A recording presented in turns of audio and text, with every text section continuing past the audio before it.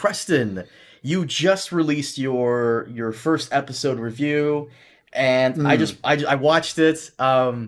You we'll get to it, but I immediately went to the end because I wanted to see what you wanted to say about the succession bullshit, the ice and fire thing. Yeah. Oh Well, man. I mean, it's funny like watching an episode once and then, enjoying it and then going through it with, your fine-tooth comb, which is what we have to do when we do like our editing and our rewatches and everything and the fandom like people asking us questions about this moment and this moment and this moment. And so and you have like thousands of eyes like noticing certain things, and it is funny like people bringing stuff up, and one person being like, wait, how does that succession secret like even work and stuff like that. I'm like, I guess it doesn't. Like when you really think about it, passing down from Aegon to Aenys to Maegor to Jaehaerys, like history wise, like there's no way they would have been able to pass that secret down. Right, you also made a good point because I forgot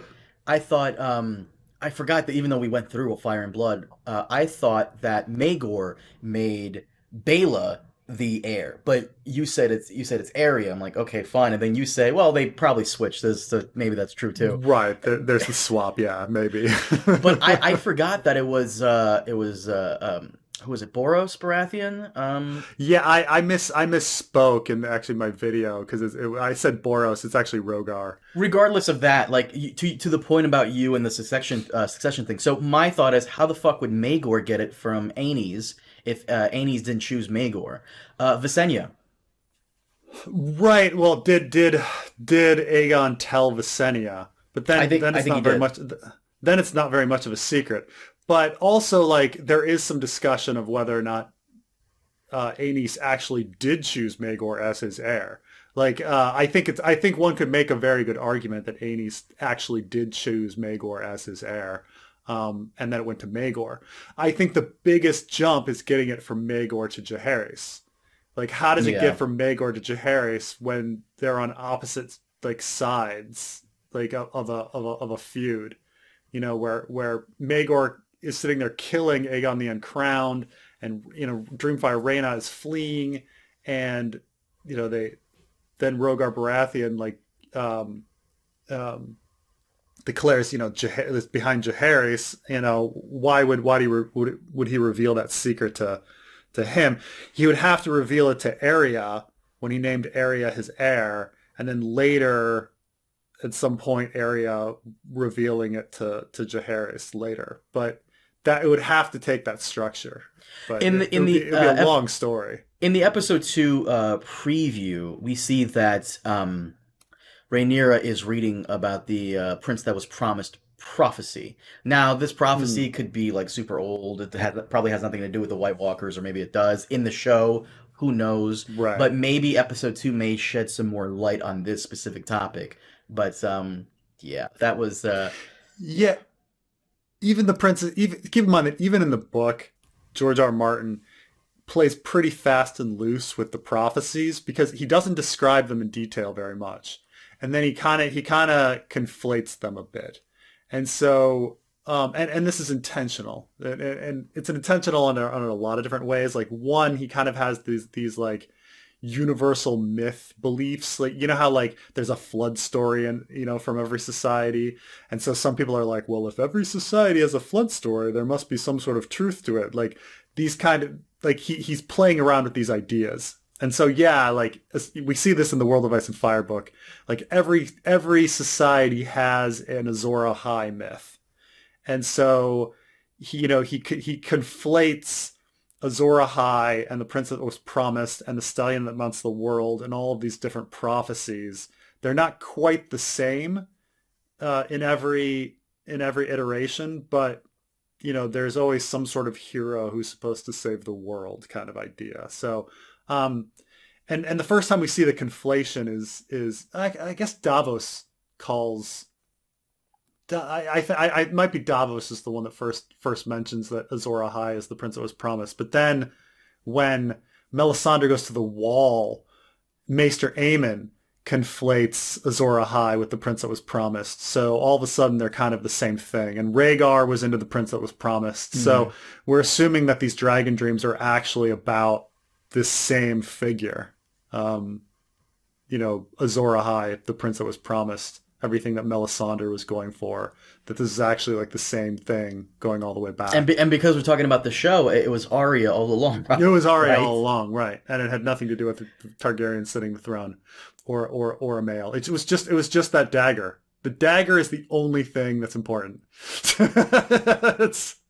That's it.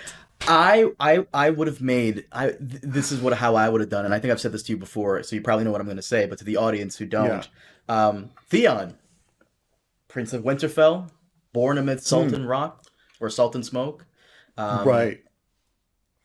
And George plays with this idea in his other writings. He plays with this idea that like these universal myths, like we assume that because they're universal, there must be some sort of common truth to them, and George very clearly puts in stuff like, no, sometimes everybody is fucking wrong. Like sometimes everybody is fucking wrong simultaneously.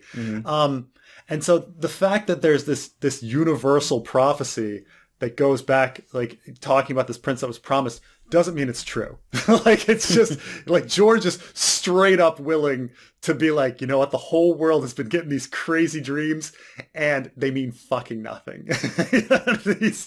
So the dagger was the only thing that was important. So I know people are going to be complaining about this, like, but the prophecy. And it's like, you got to get like in George's head, prophecy doesn't mean anything or doesn't necessarily mean anything. Like George can do whatever he wants with it. Like he'll just throw prophecy in there that means nothing just for the sake of it. So he wrote this book called The Armageddon Rag, and the protagonist is receiving this vision the entire book about how the end of the world is coming, and how the dead are gonna like come back and destroy, and it's gonna be Armageddon, and that's totally not what happens at the end at all. You're like, well, why was he receiving this dream? I don't know, but it's just he maybe as a warning. It doesn't matter, but there's, he doesn't feel bound to make reality on the ground of his story match what a prophecy like foreshadows. So good, because someone was saying also on Twitter, real quick. I'm sorry before we start the rewatch. Oh, no worries. Someone was saying, yeah, this is all cool and all, but it still doesn't matter if I know how it ends with Bran being on the fucking Iron Throne. I know, I was getting a lot of messages in my comments like, can someone tell me if this contains spoilers? Because I haven't read the material and I want to like not be spoiled. What? Yeah. What do you mean? Yeah. How does that... I mean, like, if I think what they mean is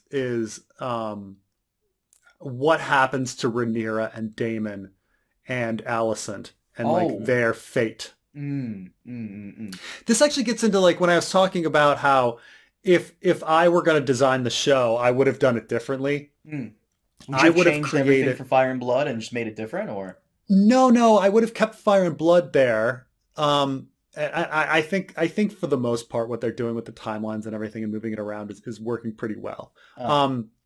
But I would have created more B plots. I would have created a Lyseni character, and I would have created a northern character, a Stark character, and then maybe an Old Town character, and then we could go to like imagine if there was a protagonist in Lyce who's like a Lyseni soldier or something, or a Lyseni general underneath Kragus Crabfeeder, and so when the stories of like Daemon and Corlys going to war, like meets with Kragus Crabfeeder, we get the characters like coming together, and we say, oh gosh, in the same way that like we're following Davos and we're following Tyrion, and they meet at the Blackwater, like that's very thrilling.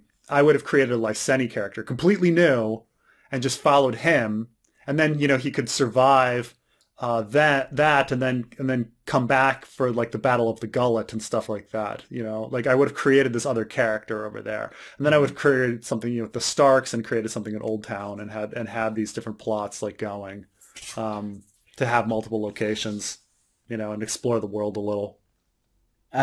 You run a risk of with too many B plots. You run the risk of everything being B plots. Yeah, yeah. I mean, I admit, like, I don't know, like Rome, which is the proto Game of Thrones, had a bunch of B plots that went nowhere. But I just thought, you know, it would also keep viewers like us, where we're like, well, we don't know what's going to happen to that character. Like, what's going to happen to you know, Skip over in Lice, like, and then we care about the Skip character. Like you and I know exactly what's going to happen to every single character on screen, but we wouldn't know what happens to Skip. And so at least like that would be a surprise. Like what's going to Right. happen to Skip's plot, you know, and that would keep us going, you know. So, yeah. I just thought, you know, but again, it's also people feel like they need to shove they're trying to shove so many events in. Well, the That would white be too stag much. thing, that's in episode 2 that you told me about. That's original, Yeah, yeah. yeah, yeah. It's like an entire episode that's going to be original. So